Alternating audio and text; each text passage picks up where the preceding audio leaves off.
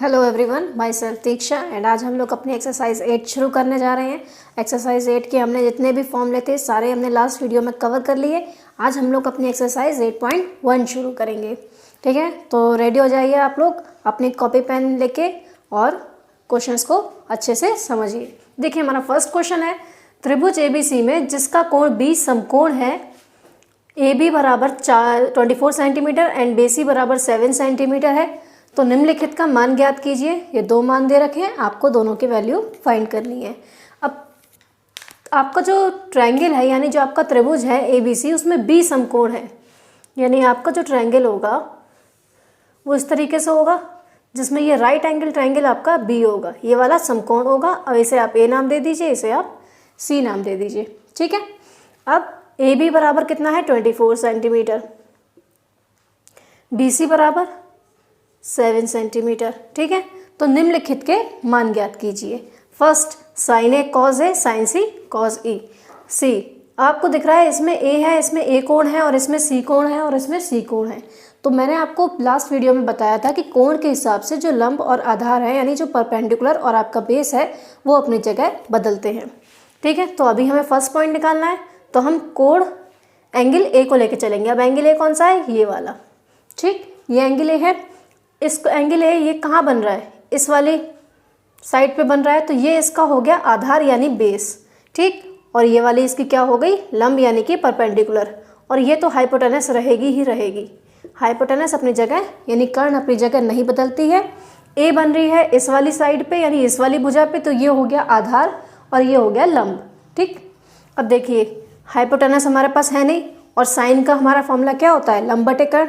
ठीक, परपेंडिकुलर बटे हाइपोटेनस। तो हमारे पास तो हाइपोटेनस है ही नहीं, तो हम सबसे पहले हाइपोटेनस निकालेंगे। समकोण त्रिभुज में एक ही प्रमेय होती है, कर्ण का वर्ग बराबर लंब का वर्ग प्लस आधार का वर्ग, पाइथागोरस प्रमेय। वही लगाएंगे और अपना आंसर निकालेंगे। ठीक, तो हम सबसे पहले निकालेंगे कर्ण का वर्ग बराबर लंब का वर्ग प्लस आधार का वर्ग। कर्ण यानी कि AC। ठीक है, हाइपोटेनस यानी कि AC। अब लंब क्या है हमारी, ये वाली भुजा। अगर हम नॉर्मल देखें तो ये हमारी कर्ण होती है, ये लंब होती है, ये आधार होती है। अभी हम ABC की वैल्यू नहीं ले रहे हैं कि को एंगल नहीं देख रहे। अभी हम जब फर्स्ट पॉइंट हम निकालेंगे तब हम एंगल देखेंगे। अभी हम एंगल नहीं देख रहे हैं, अभी हम सिर्फ लंब और आधार लेके चल रहे हैं त्रिभुज के हिसाब से।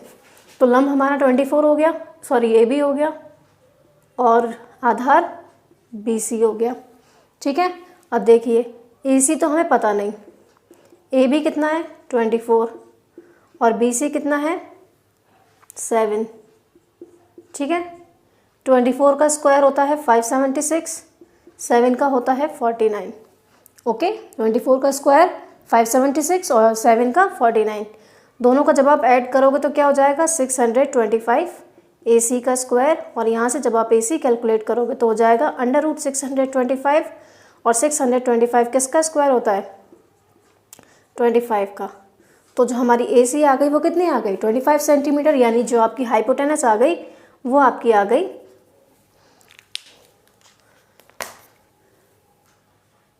25 सेंटीमीटर। ठीक है, हाइपोटेनस आपकी कैलकुलेट होके आ गई। अब आपसे जो आपसे पूछा है क्वेश्चन में वो आप कैलकुलेट करेंगे। तो हम अपना फर्स्ट पॉइंट देखते हैं। फर्स्ट पॉइंट है हमारा, साइन A की वैल्यू बतानी है और कॉस A की वैल्यू बतानी है। अब A, ये आपका एंगल हो गया A। एंगल A कहाँ है, ये रहा। तो एंगल A के लिए ये आपका आधार हो गई AB और ये क्या हो गई लंब और ये कर्ण। अब बात आती है साइन A कॉस A की वैल्यू होती क्या है, हमें क्या पता। तो मैंने आपको फॉर्मूले में बताया था लाल बटे कक्का, ये बताया था मैंने आपको, जिसमें मैंने आपको बताया था कि जो L/K यानी फर्स्ट रेशियो यानी फर्स्ट अनुपात होता है L/K, ये किसका अनुपात होता है, साइन का। A/K किसकी वैल्यू होती है, कॉस की। और L/A किसकी वैल्यू होती है, टेन की। ठीक, और टेन का अपोजिट कॉट, कॉस का अपोजिट सेक और साइन का कॉसेक। ठीक है, ये मैंने आपको लास्ट वीडियो में बताया था। अब हमें साइन की वैल्यू चाहिए, तो साइन की वैल्यू क्या होती है L/K यानी लंब बटे कर्ण। ठीक, तो यहाँ आप लिखेंगे साइन A = लंब बटे कर्ण। अब A के लिए लंब क्या है, ए के लिए यानी ए पॉइंट के यानी ए एंगल के लिए आपका लंब क्या है BC भुजा।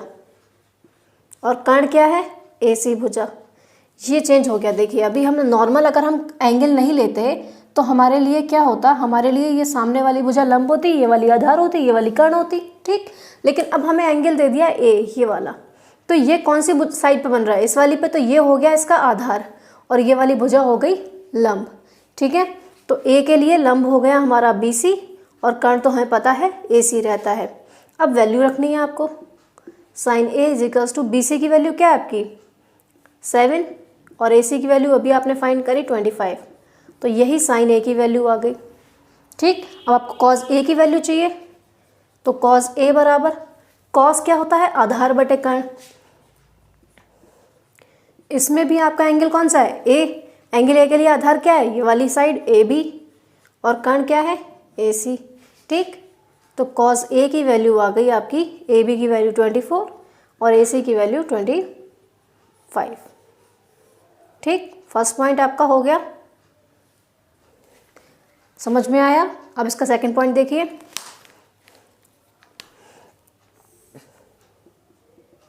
सेकंड पॉइंट है आपका साइन C और कॉस C। अब यहाँ देखिए, यहाँ पे आपका एंगल चेंज हो गया। अभी हम किस एंगल की बात कर रहे थे, A की। अब A की बात ना करके हम किसकी बात करेंगे, C की बात करेंगे। यानी C कौन सा एंगल है, ये वाला। अब ये C कौन सी साइड पे बन रहा है, नीचे वाली साइड पे, तो ये हो गया इसका आधार। ये क्या हो गया इसका आधार और सामने वाली भुजा हो गई इसकी लंब। कर्ण तो अपनी जगह बदलेगी नहीं, कर्ण तो कर्ण रहेगी। C बन इस भुजा पे रहा है इस साइड पे, तो ये हो गया इसका आधार यानी बेस, और ये सामने वाली साइड हो गई परपेंडिकुलर यानी कि लंब, ठीक। अब आपको उसमें कुछ नहीं करना, आपको बस वैल्यू रखनी है। साइन C आपको पता है लंब बटे कर्ण, साइन आपका क्या होता है लंब बटे कर्ण। अब C के हिसाब से लंब कौन सी वैल्यू होगी, C के हिसाब से लंब हमारी AB होगा, कर्ण तो हमारा AC रहेगा ही रहेगा। तो साइन C की वैल्यू हो जाएगी 24/25, ठीक। ऐसे ही आपसे पूछा है कॉस C की वैल्यू, तो कॉस आपका क्या होता है आधार बटे कर्ण A/K, ठीक। अब C के लिए आधार क्या है BC और कर्ण क्या है AC, ठीक है। तो कॉस C की वैल्यू आ गई 7/25। ये हो गया आपका आंसर और आपका फर्स्ट क्वेश्चन कंप्लीट, ठीक है। समझ में आया, वीडियो को पॉज कर लो या स्क्रीनशॉट ले लो, अपना क्वेश्चन अपनी कॉपी पे कर लीजिए। मैंने बहुत इजी तरीके से आपको समझाया है। आई होप आपको ये समझ में आ गया होगा। फर्स्ट क्वेश्चन देख लीजिए, और अगर कहीं कोई कन्फ्यूज़न हो तो नीचे या तो कमेंट सेक्शन में बता दीजिएगा, नहीं तो वीडियो को रिवाइंड कर लीजिए। रिवाइंड करने पे आपको पूरा दोबारा से समझ में आ जाएगा। चलिए बढ़ते हैं अपने सेकंड क्वेश्चन की तरफ। हमारा सेकंड क्वेश्चन है आकृति में tan p minus cot r का मान ज्ञात कीजिए, ठीक है। और यानी हमें tan p की वैल्यू भी निकालनी है, cot r की वैल्यू भी निकालनी है, दोनों को माइनस करके हमें अपना आंसर कैलकुलेट करना है। इसके अलावा हमें कुछ नहीं करना है, ठीक है। तो अब हम क्या करेंगे, देखिए ये आपको ट्रायंगल दे रखा है, इस ट्रायंगल में आपको ये लंब दे रखा है, ये कर्ण दे रखा है, ये आधार आपको नहीं दे रखा।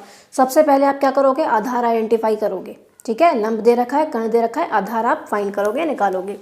तो कर्ण कैसे निकालेंगे, देखो कर्ण का वर्ग बराबर क्या होता है, लंब का वर्ग प्लस आधार का वर्ग। समकोण त्रिभुज में यही प्रमेय होती है। कर्ण क्या है PR, ठीक है। अब लंब कौन सी भुजा है PQ, आधार कौन सी भुजा है QR, ठीक। PR की वैल्यू 13, PQ की वैल्यू 12, QR की वैल्यू पता नहीं।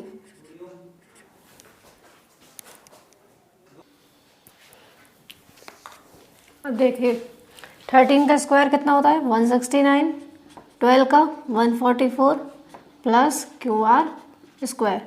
169 में से 144 माइनस हो जाएगा इजिकल्स टू QR का स्क्वायर। 169 में से 144 गया 25, और 25 किसका स्क्वायर होता है, 25 आपका 5 का स्क्वायर होता है। तो ये आपकी वैल्यू आ गई 5 सेंटीमीटर, यानी ये QR साइड आपकी कितनी आ गई 5 सेंटीमीटर। अब हम क्या करेंगे, अब हमें जो tan p minus cot r का मान पूछा है, या तो आप tan p और cot r का मान अलग अलग निकाल लो, अलग अलग निकालने के बाद आप इसे वैल्यू पुट करोगे तो आपका आंसर आ जाएगा, या फिर आप इसी में tan p और cot r का मान रख दीजिए। देखिए हम क्या करेंगे, हमसे tan p minus cot r का मान पूछा है। अब ये कौन सा एंगल है, P और ये R। अगर हम P की बात करें तो P वाला एंगल ये रहा, P के लिए ये हमारी हो गई आधार और ये वाला हो गया लंब, ठीक। और किसका निकालना है, tan P का। तो tan क्या होता है हमारा, लंब बटे आधार।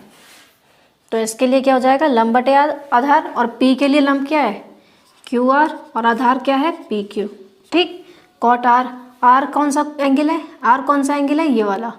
R किस साइड पे बन रहा है, इस वाली भुजा पे। तो R के लिए आधार हो गई ये वाली भुजा और लंब हो गई ये वाली भुजा। तो ये हो जाएगा, cot क्या होता है, आधार बटे लंब।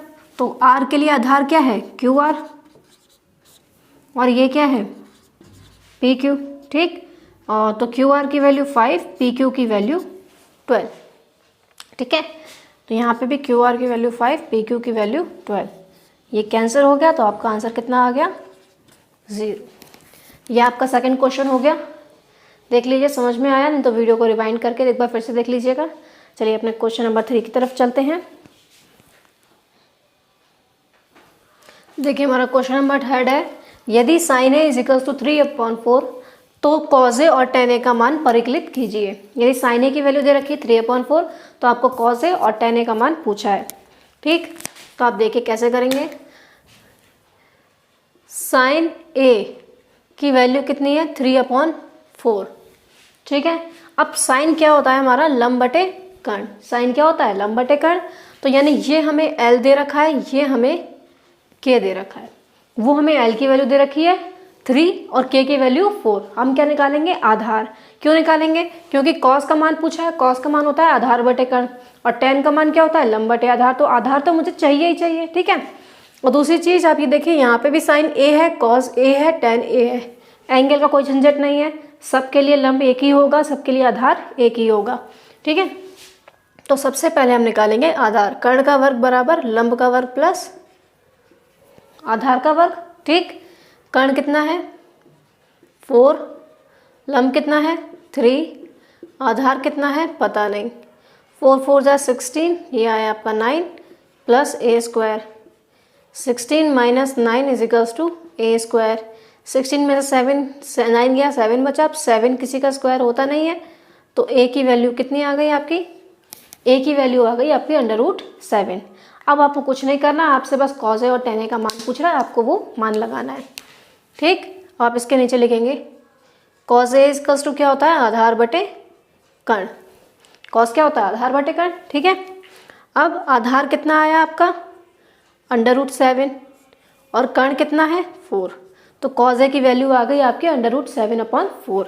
दूसरा आपसे पूछ रहा है tan a, tan होता है लंब बटे आधार, तो लंब की वैल्यू कितनी है, 3, और आधार अभी आपने निकाला √7। बस cos a और tan a के मान पूछे थे, हमने फाइंड आउट करके आपको बता दिए, ठीक है। समझ में आ गया, इंटरेस्टिंग लग रहा है चैप्टर, इजी लग रहा है ना क्वेश्चन, डिफिकल्टी तो कुछ नहीं लग रही ना। अगर लग रही है तो मुझे कमेंट सेक्शन में बता दो, ठीक है। और वीडियो अगर पसंद आ रही है तो प्लीज़ वीडियो को अभी के अभी जाके लाइक कीजिए, ठीक है। और चैनल अगर सब्सक्राइब नहीं कर रखा है तो आप चैनल को भी सब्सक्राइब कर लीजिए। अगर आप चैनल पे पहली बार विजिट कर रहे हैं तो प्लीज़ सब्सक्राइब का बटन दबा दीजिए और बेल आइकन को भी प्रेस कर दीजिए, जिससे जब भी मैं न्यू वीडियो डालूँ तो आपके पास नोटिफिकेशन आसानी से पहुँच जाए, ठीक है। और अपने फ्रेंड्स के साथ शेयर भी कीजिए ताकि ये वीडियोस सबके लिए हेल्पफुल रहें, ठीक है। चलिए अपना क्वेश्चन नंबर 4 देखते हैं आप। देखिए हमारा क्वेश्चन नंबर 4 क्या है, यदि 15 cot a = 8 तो sin a और sec a का मान ज्ञात कीजिए।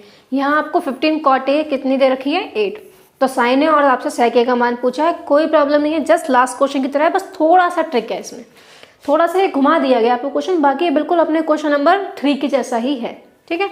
देखिए हमें दिया क्या है, 15 cot a = 8। अगर मैं 15 को 8 के नीचे ले जाऊं तो कुछ नहीं होगा, तो यहाँ से आ जाएगा cot a = 8/15। तो यहाँ से मुझे cot a की वैल्यू मिल गई, cot a की वैल्यू मिल गई ना 8/15। अब cot क्या होता है, आधार बटे लंब, यानी कि ये मुझे आधार दे रखा है और ये मुझे लंब दे रखा है, ठीक है। तो मुझे क्या निकालना होगा, कर्ण, ठीक। क्यों, साइन क्या होता है, लंब बटे कर्ण, तो मुझे कर्ण तो चाहिए। और सेक क्या होता है, कॉस का उल्टा यानी कर्ण बटे आधार, उसमें भी मुझे कर्ण चाहिए। तो कर्ण का वर्ग बराबर लंब का वर्ग प्लस आधार का वर्ग। लंब है हमारे पास 15 और आधार है हमारे पास 8। ठीक, 15 का स्क्वायर हो गया 225, 8 का हो गया 64। ठीक है, अब ये हो गया 289। अब 289 जो होता है वो 17 का स्क्वायर होता है। किसका स्क्वायर होता है? 17। तो k की वैल्यू कितनी आ गई? 17। ठीक है, अब हमसे क्या पूछ रहा है? साइन a की वैल्यू। साइन क्या होता है? लंब बटे कर्ण। साइन क्या होता है? लंब बटे कर्ण। ठीक है, और लंब कितना है हमारे पास? 15 और कर्ण अभी हमने फाइंड किया, कितना आया? 17। तो आपकी साइन a की वैल्यू आ गई 15/17। ऐसे ही आपसे पूछ रहा है सेक a की वैल्यू। तो सेक a इजिकल्स टू, सेक क्या होता है? कर्ण बटे आधार। ठीक, कर्ण कितना है हमारे पास? अभी हमने फाइंड किया 17 और आधार कितना दे रखा है? 8। तो सेक a हो गया हमारा 17/8। ये हमारा क्वेश्चन नंबर 4 भी सॉल्व हो गया। देखिए इसमें हम लंब आधार क्यों नहीं चेंज कर रहे हैं? क्योंकि हमें दे रखा है एंगल A और पूछा भी हमसे एंगल A ही है। अगर यहाँ पे एंगल B पूछता तो हम पहले त्रिभुज बनाते, उससे हम लंब और आधार को आइडेंटिफाई करते हैं कि A के हिसाब से लंब कौन सा है, B के हिसाब से लंब कौन सा है। ठीक है, तो उसी के हिसाब से क्वेश्चन को सॉल्व करते हैं। तो क्वेश्चन नंबर 4 कंप्लीट हो गया। ठीक है, क्वेश्चन नंबर 5 की तरफ चलते हैं।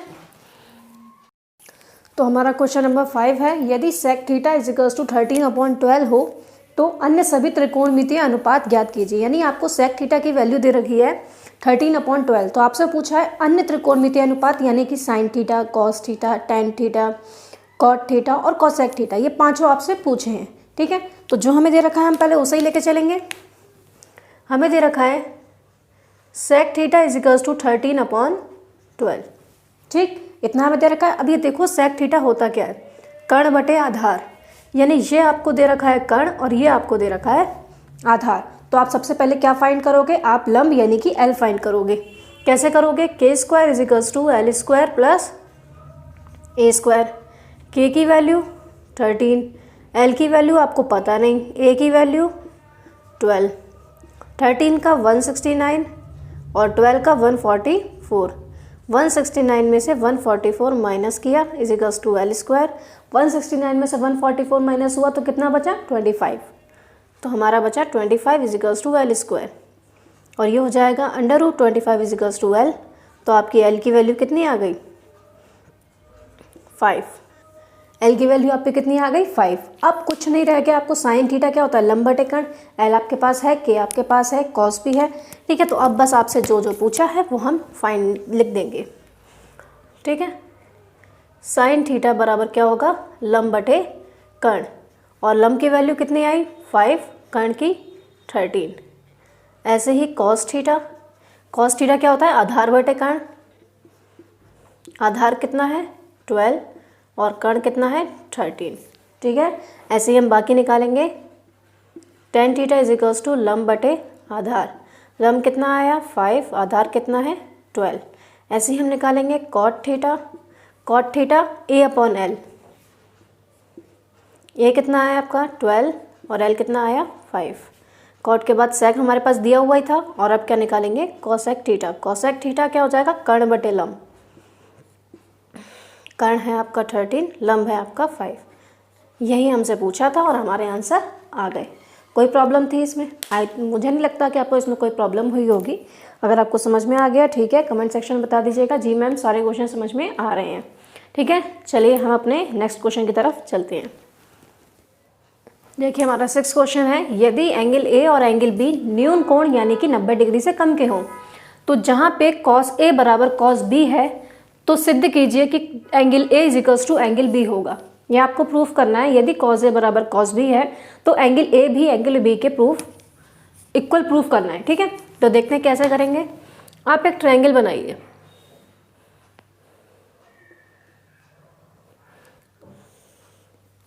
One minute.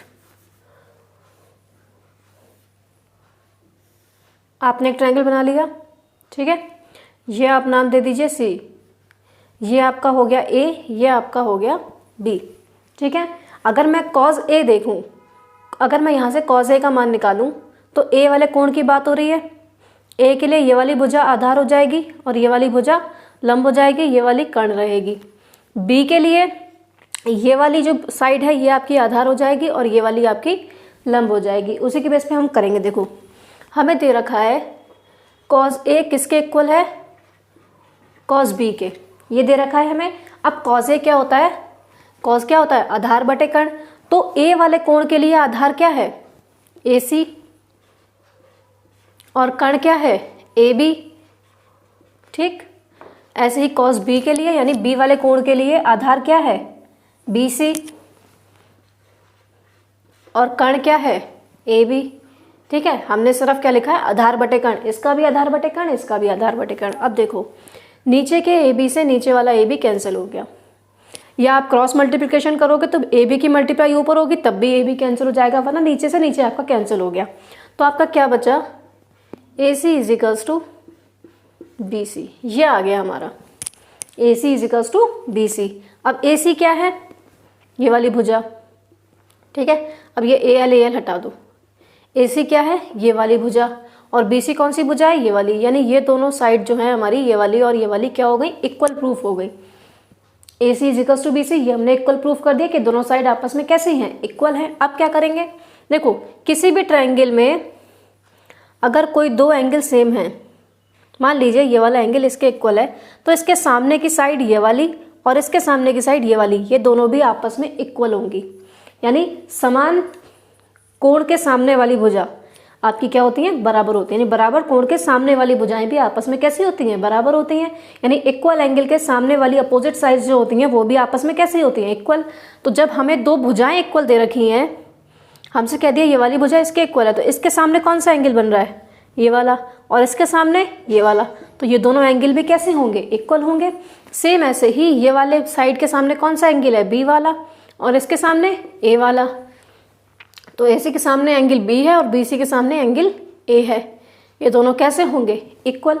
आप साइड में लिख देंगे समान भुजाओं के सम्मुख कोण समान होते हैं, या फिर बराबर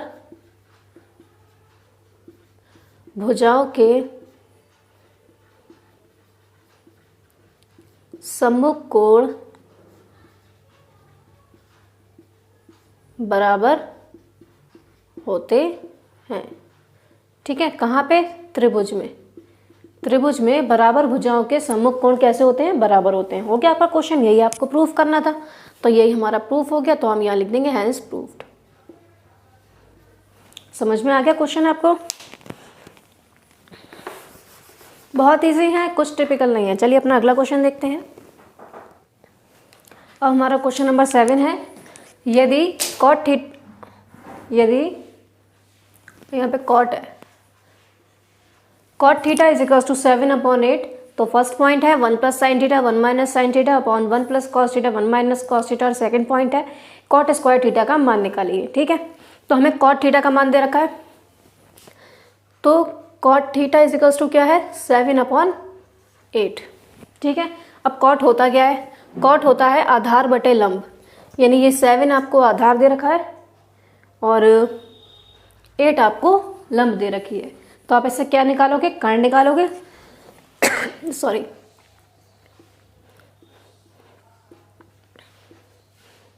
लंब आपको 8 दे रखा है, आधार आपको 7 दे रखा है। 8 का स्क्वायर आपका 64 हो गया, 7 का 49 हो गया।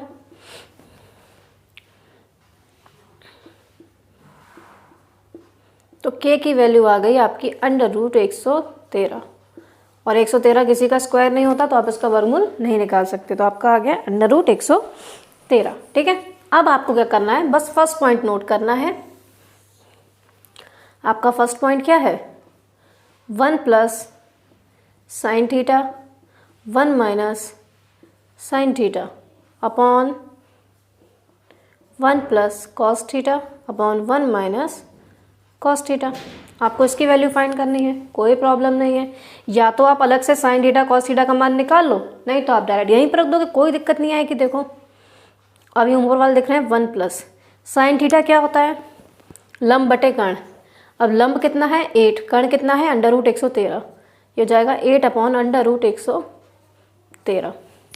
ठीक, प्लस ब्रैकेट 1 माइनस यहाँ भी यही हो जाएगा 8 अपॉन अंडर रूट 113 अपॉन, ठीक है। अब नीचे है 1 प्लस कॉस थीटा। कॉस क्या होता है? आधार बटे कर्ण। तो आधार कितना है? 7 अपॉन अंडर रूट 113 और यहाँ हो जाएगा 1 माइनस 7 अपॉन अंडर रूट 113, ठीक है। कुछ नहीं किया हमने, बस लंब बटे कर्ण और आधार बटे कर्ण की वैल्यू लगाई है। अब देखो ये ऊपर क्या हो रहा है, एक बार प्लस एक बार माइनस, यानी a plus B A minus B. किसका फॉर्मूला होता है? A square minus B square का। तो 1 का square minus 8 upon under root 113 का स्क्वायर हो जाएगा। ऊपर वाले की बात करी मैंने। ऐसे नीचे एक बार प्लस एक बार minus, A plus B A minus B, यानी ए स्क्वायर माइनस बी स्क्वायर। ए की जगह यानी 1 माइनस 7 अपॉन अंडर रूट 113 का होल स्क्वायर, ठीक। अब देखो 1 का स्क्वायर तो 1 होता है, माइनस 64 अपॉन 113। ऐसे इसमें 1 माइनस 49 अपॉन 113, ठीक, क्योंकि स्क्वायर रूट का स्क्वायर क्या होता है? स्क्वायर रूट हट जाता है। अब इसके नीचे कुछ नहीं है 1, इसके नीचे कुछ नहीं है 1। ऊपर का एलसीएम लोगे तो 113 आ जाएगा। 113 की 1 से 113 माइनस 64 अपॉन नीचे का एलसीएम लोगे तब भी 113 आएगा। 113 की 1 से 113 माइनस 49, ठीक है। अब देखो 113 में 64 गया तो आपका बचेगा 49 अपॉन 113 और नीचे बचेगा 64 अपॉन 113। 113 से 113 कैंसिल हो गया, ठीक, क्योंकि ये दूसरे नंबर पे चौथे नंबर पे चौथा वाला सबसे ऊपर जाएगा तो कैंसिल ही हो जाएगा, ठीक है। अब यहाँ पे क्या बचा हमारा? 49 अपॉन 64। ये हमारे फर्स्ट पॉइंट का आंसर हो गया, ठीक है। समझ में आ गया? सेकंड पॉइंट देखो, वो और इजी है। सेकंड आपसे पूछ रहा है कॉट स्क्वायर थीटा का मान। कॉट थीटा का तो दे ही रखा है, तो 7 अपॉन 8 का स्क्वायर कर दो, ठीक है। तो ये भी क्या आ जाएगा? 49 अपॉन 64। ये भी आपका आंसर आ गया। कोई प्रॉब्लम हुई? देखने में टफ लग रहा था, आया तो इजी हो गया, ठीक है। कुछ डिफिकल्ट नहीं है, अब सब इजी है। आपको बस अपने दिमाग में सारे फॉर्मूले रखने हैं कि कैसे किस तरीके से हम किसकी वैल्यू कहाँ से निकाल सकते हैं। बस वैल्यू रख जाए, उसके बाद तो आपका कुछ नहीं बचा, ठीक है। समझ में आ गया? चलिए अपना नेक्स्ट क्वेश्चन देखते हैं। क्वेश्चन नंबर 8 है हमारा, यदि 3 cot a इजिकल्स टू 4 तो जांच कीजिए कि 1 minus tan square A upon 1 plus tan square A equals to cos square A minus sine square A है या नहीं। देखते हैं। आपको दिया है 3 cot a इजिकल्स टू 4। हमने अभी जैसे क्वेश्चन नंबर 5 और 6 किया था, सेम वैसे ही करेंगे। इस 3 को इसके नीचे भेज देंगे, तो यहाँ से cot a की वैल्यू कितनी आ जाएगी? 4/3। और cot क्या होता है? आधार बटे लंब। तो ये आपका है आधार और ये आपका है लंब। क्या चाहिए? कर्ण। क्यों चाहिए? क्योंकि कॉस और साइन है, कॉस और साइन में तो कर्ण चाहिए होता है। लंब बटे कर्ण, आधार बटे कर्ण, ठीक। तो सबसे पहले हम कर्ण फाइंड करेंगे। K square equals to L square plus A square. L कितना है? 3, ए कितना है? 4, 3 3 जा 9, 4 4 जा 16, ठीक है। अब क्या करेंगे देखिए, 16 और 9 कितना हुआ? 25।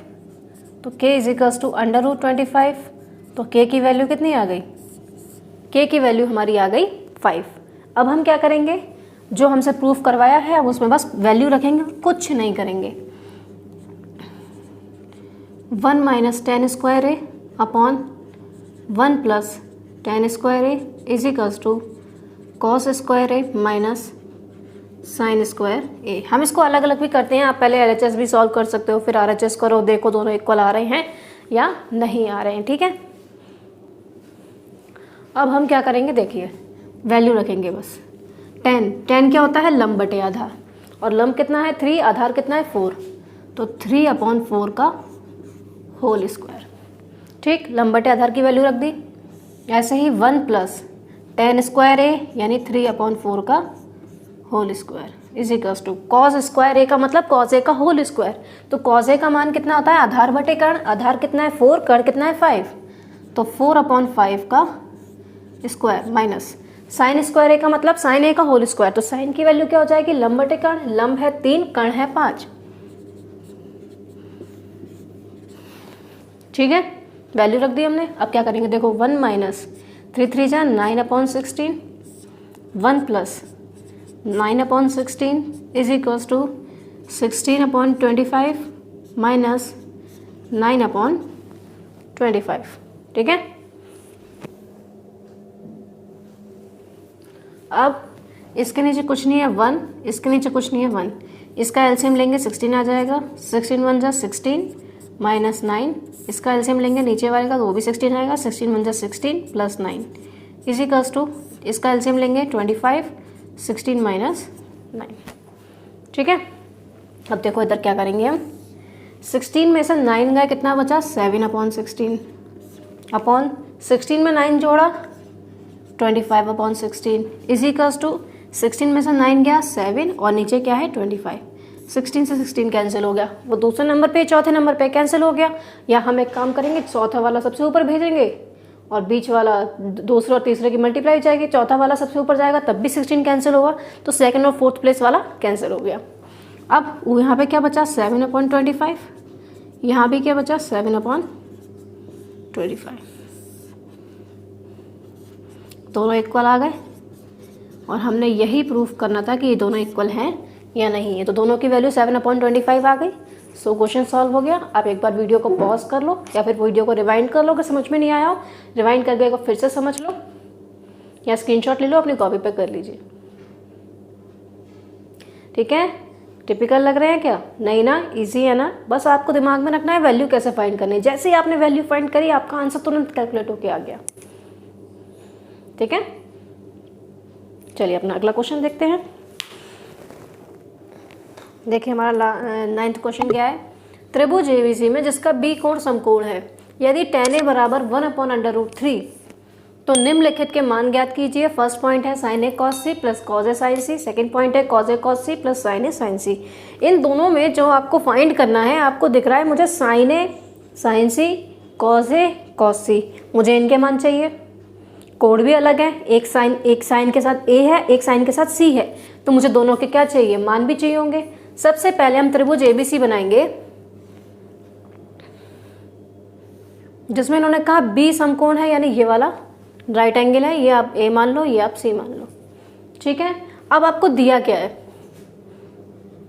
tan a बराबर 1/√3, तो tan क्या होता है, लंब बटे आधार।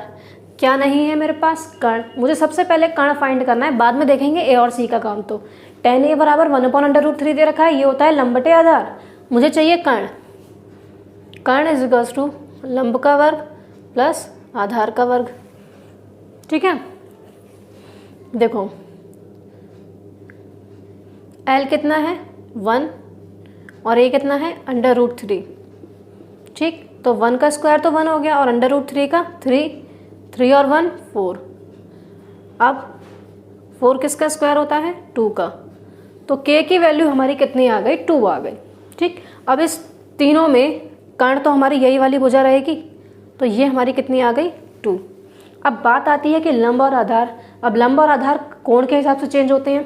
पहले हमें दे रखा है ए कोण, तो ए कोण कहाँ है, ये बन के साइड पर आए इस वाली भुजा पे, तो ये हो गई आधार और ये हो गई लंब। तो इसके हिसाब से ये हो गया हमारा 1 दे रखा है और ये आधार √3, सॉरी ए के हिसाब से लंब और आधार, लंब कितना है 1, आधार कितना है √3। ये मेरी वैल्यू कंप्लीट हो गई। अब मुझे पता चल गया कि वैल्यू मुझे कहाँ की दे रखी है। कर्ण की मैंने 2 निकाल ली, लंब और आधार मुझे दे रखे थे ए के हिसाब से, तो ए के हिसाब से तो लंब ये वाला हुआ, तो ये 1 हो गया। ये 1 इस साइड पर है तो ये आधार हुआ, आधार की वैल्यू कितनी है √3, तो मैंने यहाँ रख दी। ठीक, अब मुझे तीनों वैल्यू पता चल गई। अब मुझे कुछ नहीं करना, मुझे बस sin a cos c cos a sin c का मान ज्ञात करना है। तो पहले निकाल लेते हैं, sin a का मान निकाल लेते हैं, cos a का मान निकाल लेते हैं, sin c का निकाल लेते हैं और cos c का, ताकि चारों के मान आ जाएंगे तो फिर रखने में कोई प्रॉब्लम नहीं होगी। देखो sin a, sin कोई भी हो, लंब बटे कर्ण, cos कोई भी हो, आधार बटे कर्ण, लंब बटे कर्ण, आधार बटे कर्ण। ठीक, अब sin a के हिसाब से लंब है हमारा 1 और कर्ण तो 2 ही रहेगा। ठीक, cos क्या, आधार बटे कर्ण, कोण कौन सा, ए, तो ए के लिए आधार है √3/2, ठीक। साइन सी, अब कोण चेंज हो गया, अब कोण ये हटा दो, कोण सी यानी ये वाला कोण सी, ठीक। सी के हिसाब से ये वाली भुजा क्या हो गई, आधार, और ये वाली लंब, तो हमारा साइन सी लंब बटे कर्ण यानी √3/2, और सी के लिए आधार क्या है 1, तो ये हो जाएगा 1/2। चारों के मान निकल के आ गए। अब कुछ नहीं करना, बस आपको फर्स्ट पॉइंट उतारना है, वैल्यू रखनी है, आंसर आ जाएगा। देखिए फर्स्ट पॉइंट है sign A cos C plus cos A sign C. Sign ए की वैल्यू 1/2, कॉस सी की वैल्यू 1/2 प्लस कॉस ए की वैल्यू √3/2, साइन सी की वैल्यू √3/2। देखिए ये जो आ जाएगा 1/4, 1 1 जा 1, 2 2 जा 4, √3 के √3 से करोगे 3/4, एलसीएम लेंगे 4, 1 + 3, तो हमारा आ गया 4/4, कैंसिल किया, कितना आंसर आ गया 1। फर्स्ट पॉइंट का आपका आंसर कितना आ गया 1। अब आप कौन सा पॉइंट करोगे, सेकंड पॉइंट। सेकंड पॉइंट हमें दे रखा है cos A cos C minus sign A sign सी, ठीक। कॉस ए की वैल्यू √3/2, कॉस सी की वैल्यू 1/2 माइनस साइन ए की वैल्यू 1/2 और साइन सी की वैल्यू √3/2। ये आ जाएगा √3/4, ये भी आ जाएगा √3/4। √3/4 से √3/4 कैंसिल हो गया, हमारी वैल्यू कितनी आ गई 0। क्वेश्चन नंबर 9 भी हमारा सॉल्व हो गया, इजी। समझ में आ गया क्वेश्चन आपको, कोई टिपिकल नहीं है, कोई डिफिकल्टी नहीं आई होगी ना। अगर कोई प्रॉब्लम है तो मुझे कमेंट सेक्शन में ज़रूर बता दो कि मैम ये चीज़ समझ में नहीं आई, ठीक है। और ट्राई करो, पहले वीडियो को रिवाइंड करो, वीडियो को रिवाइंड करके फिर से समझो, ठीक है। तो हमारी एक्सरसाइज 8.1 यहाँ पे ख़त्म होती है। अब हम अपनी अगली वीडियो में एक्सरसाइज 8.2 के साथ आएंगे। तब तक के लिए आप हमारे चैनल पे बने रहिएगा, और चैनल को अगर आपने सब्सक्राइब नहीं किया है तो आप सब्सक्राइब करके रखिए, ठीक है, ताकि नई वीडियोस आएँ और आपको नोटिफिकेशन तुरंत मिल जाए। बेल आइकन भी प्रेस करिएगा, और वीडियो अगर समझ में आ रही है, अच्छी लग रही है, तो प्लीज़ वीडियो को लाइक ज़रूर कीजिए अगर अभी तक नहीं किया है तो, और अपने फ्रेंड्स के साथ शेयर कीजिए, ठीक है। मिलते हैं अपनी अगली वीडियो में। Thank you for watching the video. Have a great day.